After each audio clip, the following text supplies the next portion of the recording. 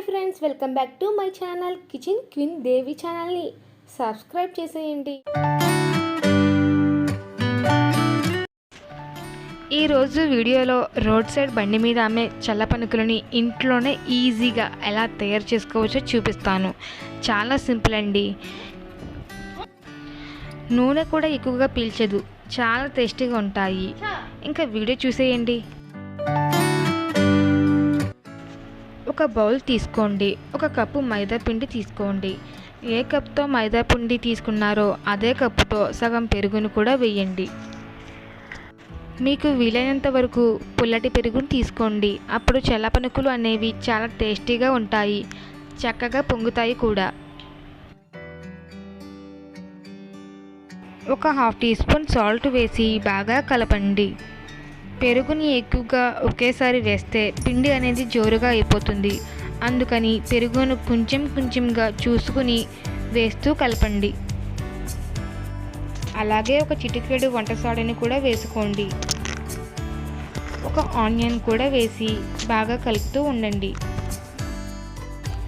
అలాగే 1 స్పూన్ వరిపిండిని కూడా వేయండి. వరిపిండి వేయడం వలన చల్లపనుకులు అనేవి క్రిస్పీగా వస్తాయి. ఇలా ఒక 5 మినిట్స్ కలుపుతూ ఉండాలి.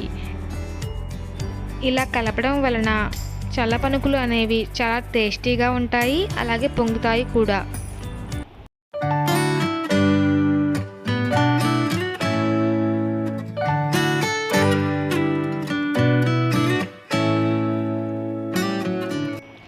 ఇలా కలిపిన తర్వాత మూత పెట్టి 1 గంట సేపు పక్కన పెట్టండి.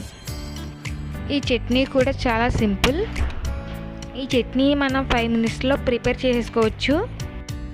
ఒక మిక్సీ జార్ తీసుకుని ఒక పావు కప్పు పచ్చిశనగపప్పు వేసుకోండి. మీకు ఘాటుకు తగినంతగా మిర్చిని కూడా వేసుకోండి. పావు టీ స్పూన్ సాల్ట్ కూడా వేసుకోండి. పల్లీలు కూడా వేయండి. అలాగే మనం పల్లీలను కూడా ఆయిల్ వేయకుండా ఫ్రై చేసి తీసుకున్నాను. చిటికెడు చింతపండు తీసుకుని వాటర్లో నానబెట్టి అది కూడా వేసాను. కొద్దిగా వాటర్ వేసి మూత పెట్టి గ్రైండ్ చేసుకోవాలి. పచ్చడి అనేది రెడీ అయిపోయింది. ఈ పచ్చడిలోకి తాలింపులు వేస్తే చాలా టేస్టీగా ఉంటుంది. ఆవాలు, జీలకర్ర, ఎండుమిర్చి, మినపప్పు, కొద్దిగా కరివేపాకు. ఒక ప్యాన్ పెట్టుకుని ఆయిల్ వేసి ఆయిల్ హీట్ అయ్యాక ఈ తాలింపులు వేసి మీడియం ఫ్లేమ్లో పెట్టి ఒక 3 మినిట్స్ ఫ్రై చేస్తే సరిపోతుంది.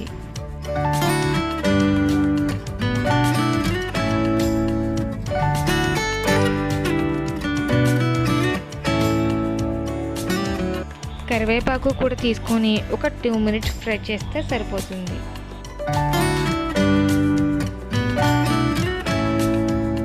మనం గ్రైండ్ చేసిన చట్నీని ఈ తాలింపులు వేసి ఒకసారి బాగా కలపండి. అంతేనండి, ఈజీగా రెడీ అయిపోయింది.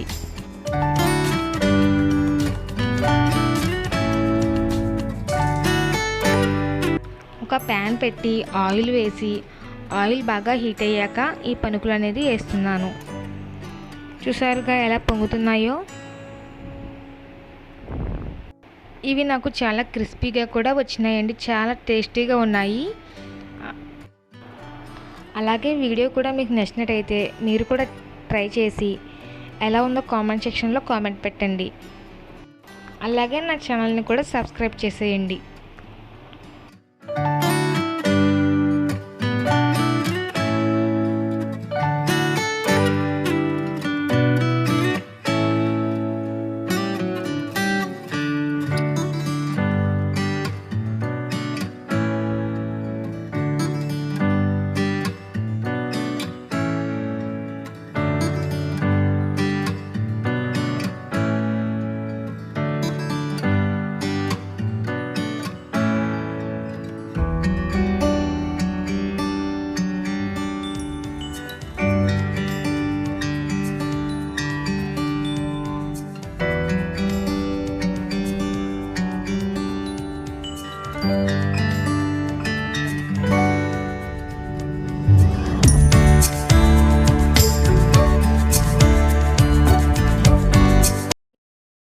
Like, share, comment, subscribe.